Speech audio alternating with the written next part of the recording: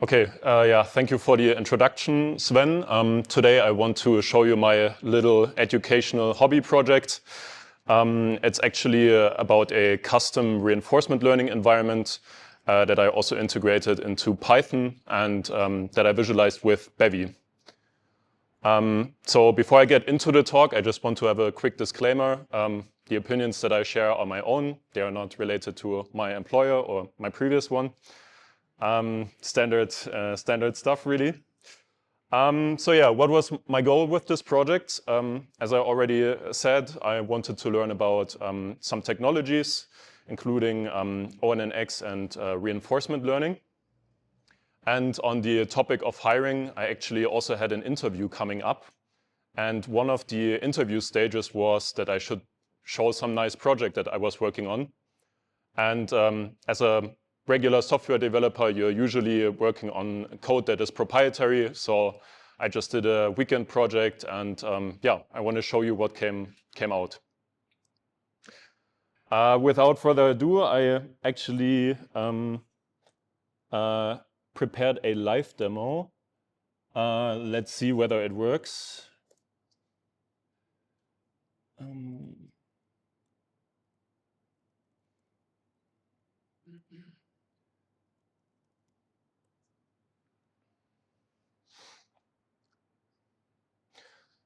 Okay, that is visible. What you're seeing here is actually a Bevy window. I also added some sound effects, so I should turn off the sound. And this is a 2D environment where you have like a basic surface representing the moon's surface, and then you have an Apollo-style lander that actually goes down. There's some animations playing and so on, and the goal is to actually land on a green surface. As you saw, the lander already did it automatically, and that is because I trained a reinforcement learning algorithm that does this. I also added some more features, like this debug menu. It's very small, so you probably can't see it. But on the left side, I have some basic information about the lander state. And then on the right side, I have some debug information for the machine learning model, which in this case is an ONNX-based solver. I can also actually manually control this lander. So that's one of the benefits of using Bevy. And all of the collision and terrain generation is also done via Rust. Yeah, in this case, I just crash. Okay, now that I gave you an intro into what the project is actually about, I want to skip these two backup slides. No. Yep. And just give you a brief refresher on reinforcement learning. Disclaimer, I'm not a machine learning expert. I'm a regular software guy that's interested in this. So yeah, there might be errors in this. But for the basic reinforcement learning setup, you typically have an environment that you just saw. So this contains information about the lander, the terrain, and also the goal. And then you have some policy, a machine learning model typically, that you want to train so that it can solve the challenge in the environment automatically. And how this is typically done is that the environment shares some state with the machine learning model. And based on this input, the model can then provide some actions.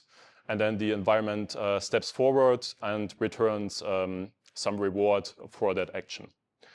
And during the training process, you pretty much want to maximize the cumulative reward.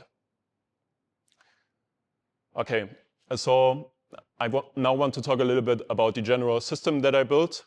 On the left side here, you have the training pipeline consisting of the environment and the agent that I just described. But what you saw during the demo is actually an inference environment where no training is happening. And how I get stuff from the training pipeline into the inference environment is via an ONNX model. I'll talk more about that later, but you can pretty much just export all of the weights and biases into a inter-shareable format. and you can then build yourself a runtime environment using the same environment, but instead of having the agent in a Python framework, you have a runtime that can take this model and run some inference on it.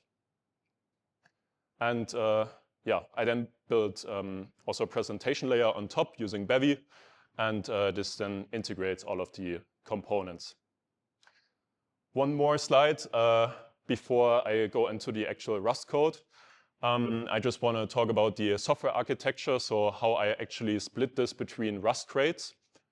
At the very core, there is this lander core crate that's written in Rust. And this is just the pure simulation logic of the collision, the kinematic model of the lander, and it has no external dependencies.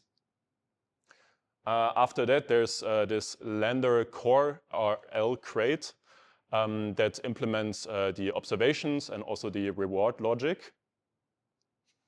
And I then have a separate crate where I take this core simulation and the reinforcement learning code and just generate some Python bindings for it. And that way, I can actually go into a regular Python training pipeline and just run some regular Python scripts. And during inference, so once the model is trained, I then have another crate here called the core solver that defines some common interface to actually make use of the ONNX model.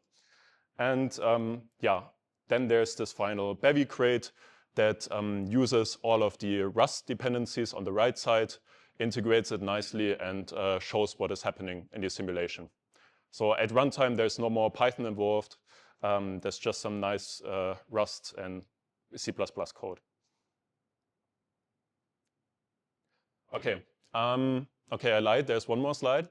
Actually, on the advantages and disadvantages of this approach. So what's really nice is that by splitting out the core simulation logic, I can actually reuse the code both in training and then also at runtime. So I'm actually certain that the model used the exact same environment. Then I also don't have to drag along all of the Bevy dependencies. Like, it's quite a heavy project, and even if I run it in headless mode, then during training, I'm not wasting any resources on the game engine part.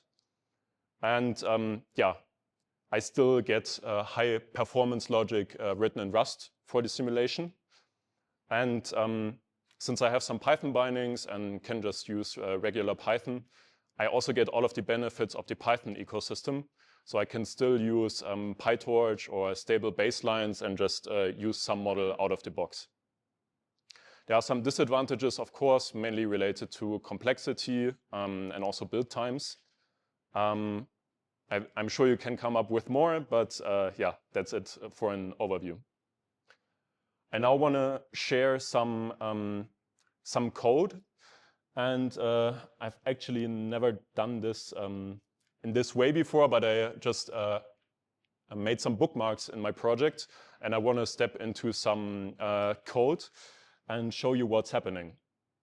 Starting, is this big enough actually for the people at the back?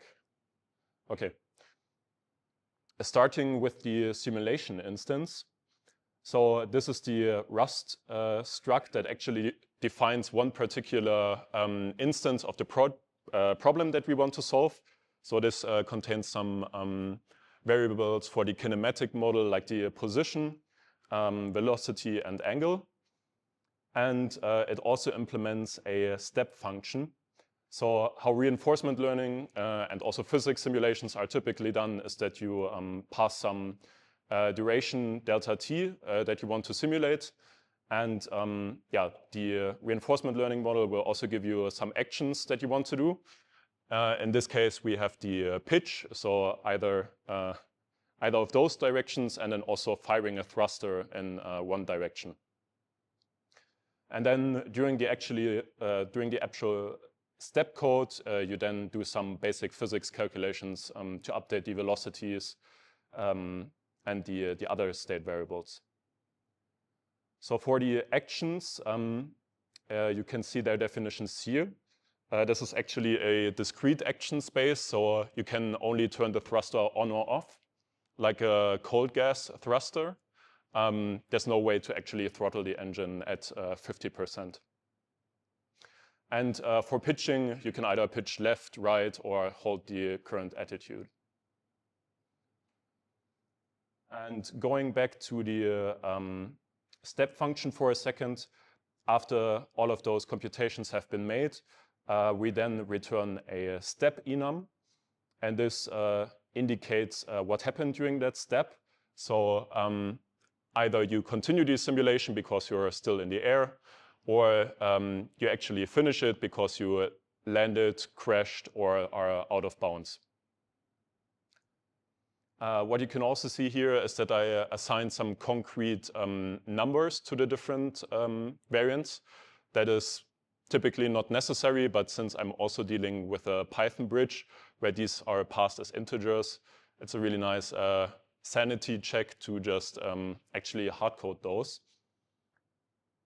And yeah, that's pretty much it for the core simulation logic. Going into the reinforcement learning crate, still on the Rust side, I created some functions that create an observation vector. So a typical input for a neural network.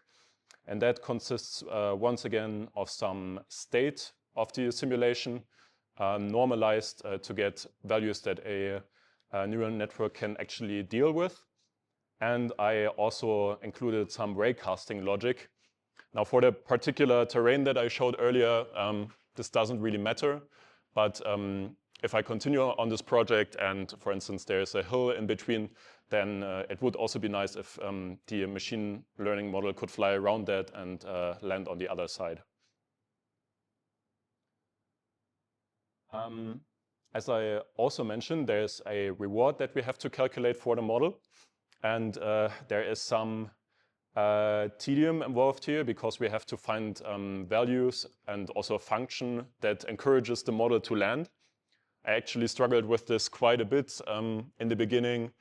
It mostly crashed and I couldn't see any training progress. So figuring this out as never having done it before was a bit tricky. But for rewards, you typically want a successful outcome to have positive values.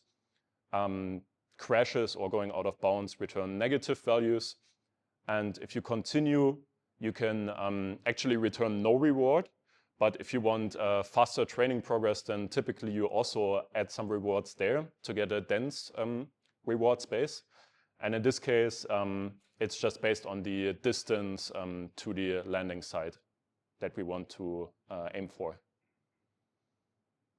Okay, next up, I have another slide on PyO3.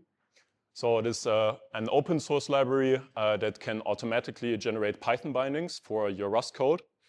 And yeah, using this, you get seamless interoperability. You just define your Rust structs and methods. Then you add some annotations, and then in the background, using Matorin, you actually can import this on the Python side and use it as regular Rust Python classes. Yeah, you can also see a shortened version on the right side here. So for instance, you have this PyClass annotation, or then also different Py methods that you can declare. And at the bottom, you just define your Python module, which you then can import on the Python side. Since all of that is still done in Rust, you also get yeah, the performance benefits of implementing the simulation in Rust. And typically, performance-critical parts you would want to move to Python, to Rust via this Python bridge. And the nice thing about PyO3 is also that you get a safe and idiomatic interface. So if you use the this crate, then you don't have to deal with the Python C API. And yeah, you still get memory safety and also correct error handling. And all of this is macro driven. So while you get some issues with compile times, if you do a lot, it's also very convenient. Okay. Now let's take a look at the code. So this is pretty much a longer version of what you saw on the slide. So as I said, you just add this annotation that is part of the PyO3 prelude. And in the background, you then get your nice Python dependency that you can import on the Python side. And this is actually still using the core simulation crate. I mean, I'm doing some more wrapping here because I want to compare the steps from previous results, but the core simulation logic is still the same and can be reused. If you want to create Python objects in Rust, there's also this Python attach function where you then get access to where you take the global interpreter log from the Python side, and then you can create regular Python arrays, or if you want, there's also a NumPy crate in Rust, so you can also create NumPy arrays immediately. And if we now move into the reinforcement learning part on the Python side, as I said, it's just a regular Python project for machine learning. And yeah, I'm importing the Lander environment Python bindings that I just created.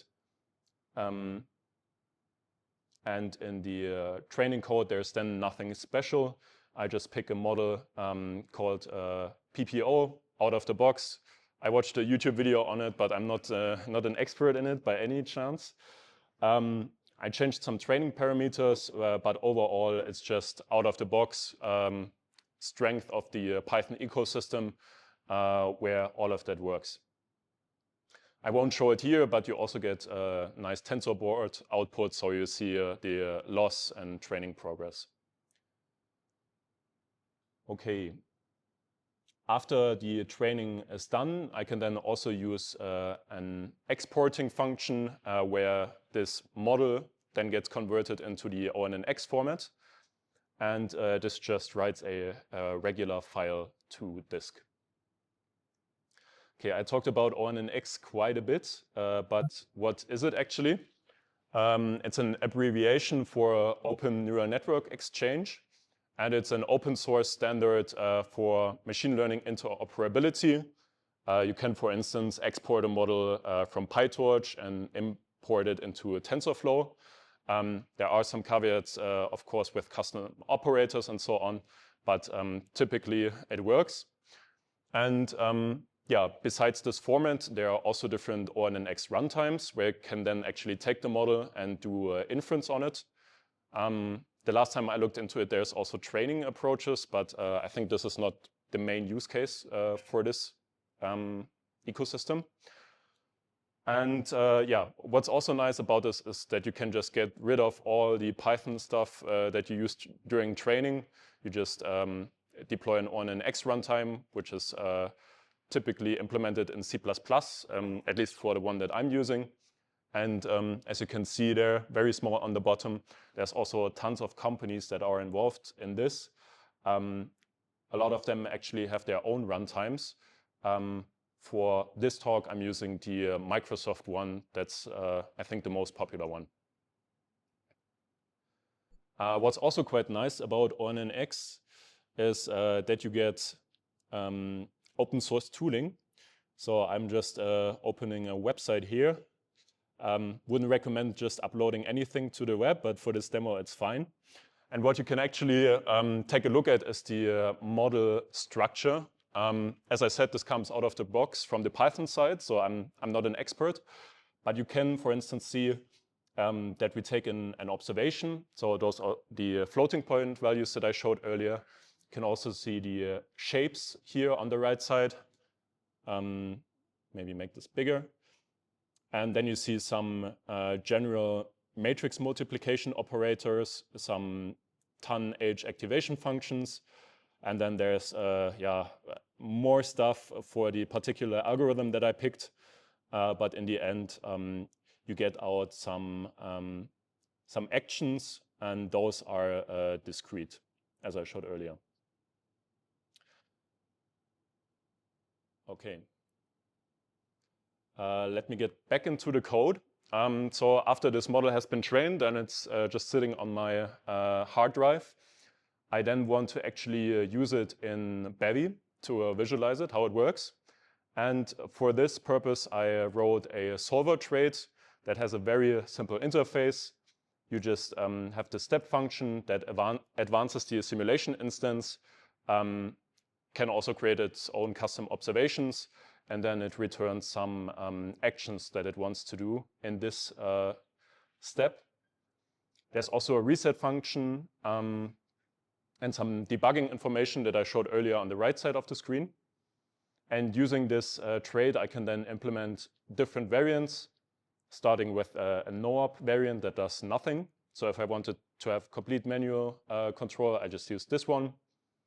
Then there's an ONNX solver that actually just loads the ONNX model from disk and creates a session with a certain optimization level. So it compiles this graph into machine code, as far as I understand it. And you can then, during steps, actually create some ND arrays, pass it into the model. Then you get some outputs, and you can get your predictions out of that again. What I also implemented is a PID-based solver, so trying to do this manually, and that uses the exact same interface, but with a classical approach. Okay, now putting it all together, I want to talk briefly about Bevy. Yeah, full screen is not working. Yep, like this. So Bevy is also a popular open source Rust crate that's implementing a game engine using the entity component system approach. Yeah, I use this to pretty much plug everything together and get the nice graphical output that I showed. So it handles stuff like rendering the screen, then also dealing with player input, and also audio playback and yeah, debug menus and so on. I don't think I will get too deep into this, but just to show you how this is typically done.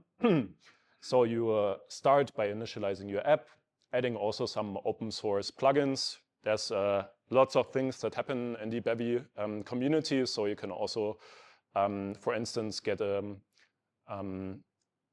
physics simulation out of the box called Rapier. So instead of manually implementing the kinematic model, you can just get one for free. And you then initialize different systems. In this case, since we only have a single entity, I'm not really benefiting from Bevy's ECS system. But for instance here, I'm spawning a mesh for the actual topology, like the terrain. I also spawn some sprites for the lander. And all of that gets combined into different systems where I can then query my entities, step through the simulation, matching the Bevy playback speed, and also running the model to get the actual output. All right. I think that's all I wanted to show on the Bevy side of things. Now, one slide on performance, topic near and dear to my heart. But for this particular thing, I just looked at the training process with the question in mind, is this Rust simulation actually worth it? This is very hard to read, but you can trust me that on the left side, there is some code or some flame graph for the actual rollout. So during the training process, I talked about the model giving you predictions, and you typically collect a lot of those before doing actual training. So all of this happens in the rollout, and then the train does back propagation and so on to actually train the model. So all of the simulation code is actually on the left side. And if we zoom further into that, then we can also see that the left part is actually dealing with the policy, and the step code on the Python side at least stops there, because I didn't get it to work that it also shows the Rust code, but it's still captured here. And what we get is that it takes roughly 17% of the training runtime. Now we could debate, had I written this in Python, would it be more? Was this worth it? But since this is an educational project, I'm happy with seeing that this is not a bottleneck, at least for training.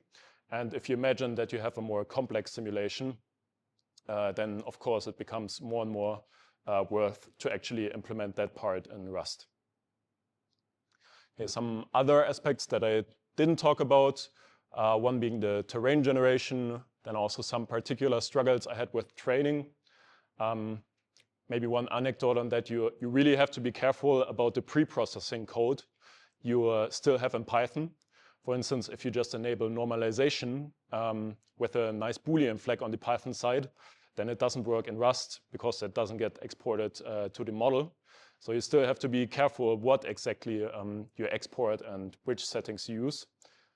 I also implemented some basic behavior cloning, and on the Bevy side, there's also more stuff that I can talk about afterwards. Now with this nice foundation, there's also some potential improvements that I see. For instance, you could make the challenge more harder by randomizing the challenge, so spawning the agent in different locations, randomizing the terrain, and so on. There's also Rust native crates in the machine learning space that I would like to explore, like Burn and Candle, which are also very popular. And I think it would also be nice to actually get a web build. So both Bevy and ONNX work with WASM, so should be possible. I haven't looked deeply into it. Maybe it's straightforward, but it would be nice to get this also working in a browser. Okay, so to conclude, what did we learn? Well, we trained and deployed a reinforcement learning agent to land in a custom simulation, visualized with Bevy. So hopefully I made good on the promise of the talk. I then also showed a hybrid architecture with Rust and Python. We utilized ONNX for a nice standardized export and also inference deployments. You got some insights into RL training and the ECS patterns. And using this, it's also possible to get some nice exploration opportunities in further areas. I also want to give a shout out to opengameart.org. This is where I took the sprites and also the sound effects. So it's actually a really great resource. And yeah, I can highly recommend it. Okay, and with that, I'm done. Are there any questions?